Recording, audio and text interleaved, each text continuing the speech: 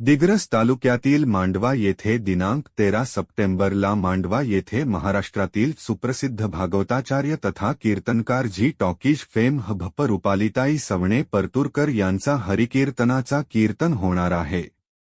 मांडवा ग्राम पंचायत माजी सदस्य स्वर्गीय सौ निर्मलाबाई वसंतराव गावंडे व तानाजी घुमनर मल्हार सेना तालुका प्रमुख तथा शिवसेना उपतालुका प्रमुख यांचे 28 ऑगस्ट रोजी अल्पशा आजाराने निधन झाले होते।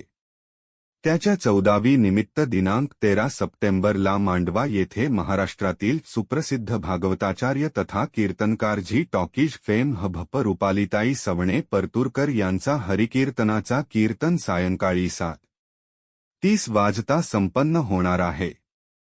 या कीर्तनाचा लाभ घेण्याचे आवाहन आयोजकांनी करण्यात केले आहे।